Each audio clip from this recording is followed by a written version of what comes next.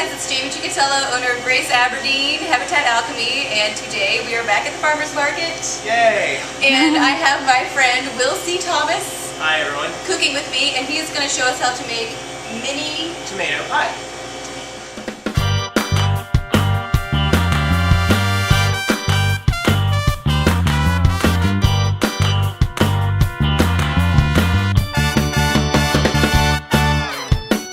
This is Eric from Millbrook, Alabama with AA Farm Creamery, and he comes in, and it says right behind him, specializing in goat and cow cheese.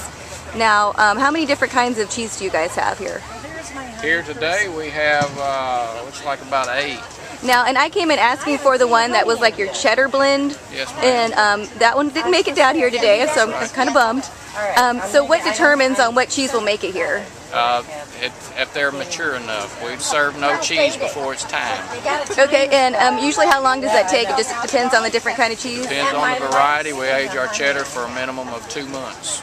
Okay. It's a raw milk cheese, so it has to be aged 2 months to be legal. Okay, and just for everyone to know, he sometimes names the cheese, it has the picture of, as you can see, the goat or cow that it came from. Now, the one cheese that I want, it's called the Montaggio. And what's in that blend? That's a cow's milk with a twinge of goat, and we use an Asiago recipe. That's age 3. Okay, so Will and I just came back in from getting our tomatoes, and we got some just your run-of-the-mill red tomatoes, and then we got 2 heirloom tomatoes. The thing you need to remember about buying heirloom tomatoes is that they're more expensive than just your regular tomatoes, so be sure to ask the farmer that you're buying them from with the difference in prices. Heirloom tomatoes are grown from heirloom seeds, so they're more rare and they have different flavors. So it's up to you and how much you want to either spend or impress your friends.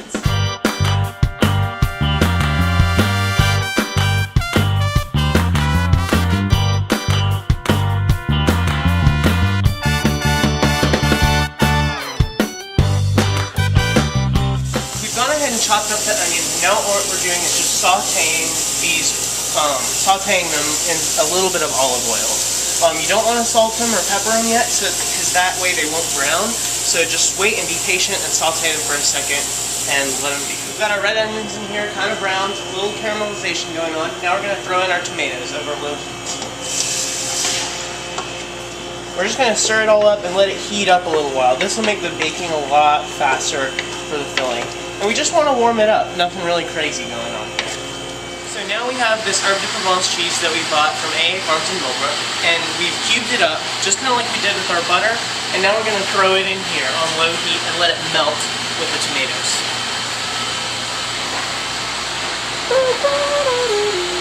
Okay, so here we are at our making table of the crust for the mini tomato pies, and for this you're going to need 3 ingredients: salted butter, shortening, and all-purpose flour.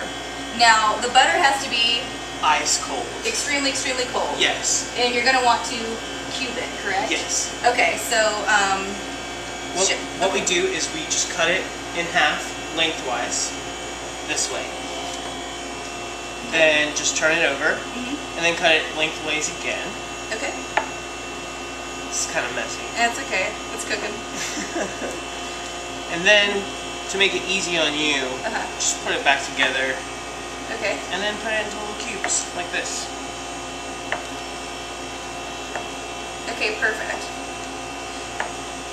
Now you went ahead and did that, as we have here. Go ahead, I'm going to go ahead and stick them in here. And in this bowl, to the cubes, you've added how much flour? Well, for a stick and a half of butter, what we're going to do is add about 1.5 cups of flour to start out. Okay, so stick and a half of butter equals how much flour? 1.5 cups. For right now. Okay. So we have a stick and a half of cubed cold butter, and then we're going to put 2 tablespoons of, or I'm sorry, 2 ounces of shortening in, which is about 2 tablespoons. And then we're going to put it in the flour, and we're going to beat it up with our hands. So basically, break the butter up into pea-sized portions that are covered in flour. Okay. So now that we've pinched our butter into our flour, what we need to do is add salt, and then add water bit by bit until these beaten up pieces of butter covered in flour become one congealed entity. Alright, so do you want me to add the water? Yeah, go ahead. Okay. Just a little bit of salt, maybe a tablespoon at the most. Okay, so I'm just going to add a little bit of water. And then what happens if I add too much water? If you add too much water, just add a little bit more flour and it'll be all fine. Okay, since this is how we bake in exact science. Okay. This is chemistry class. It's chemistry class. That's why I did terrible at it.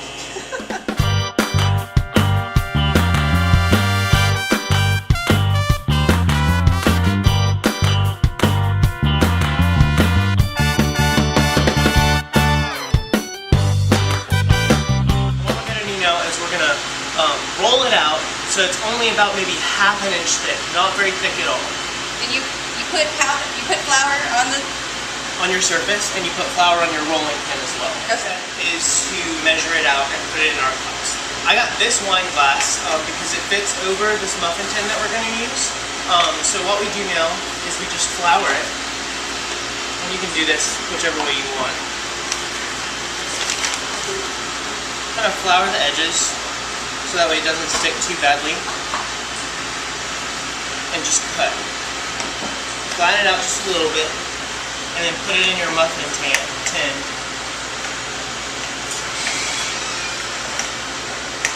So it covers the edges like that. Got our oven at 400. We're just going to put these in for a second. We've taken our filling off of the heat so that way it can cool and the cheese can recongeal now that it's melted. So we're going to put these back for like a second in the oven. Or a minute. Alright, so now we're going to take these bottom crusts out. Making me nervous. Look at it. We're going to take these bottom crusts out, and since they're just kind of tiny, what we want to see is some puffing up along the edges and just kind of firming up. We don't want it to be too brown yet. Our bottom crust done, our filling is done, and it kind of has a nice consistency to it. What we're going to do is we're going to take a spoon and just put maybe, since these are small, put maybe 1 spoonful per tart of the filling. While these were in the oven for a minute, we went ahead and rolled out the rest of our pie crust. And now we have top crust. So get a slightly smaller glass, go ahead and pump it out like the rest of them, flatten it a little bit, and then we're going to put it right over these. And make sure they meet with the old crust.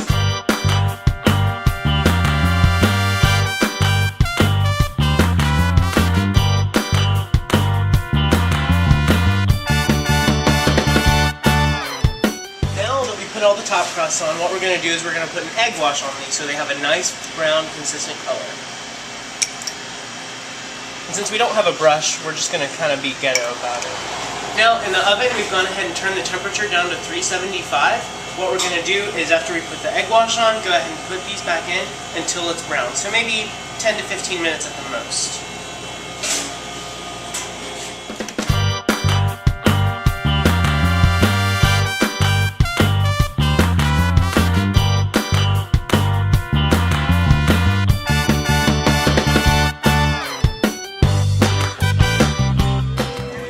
Some of the tomato pie we made, it has some of that goat cheese we bought earlier. Smell the hot olive oil in there.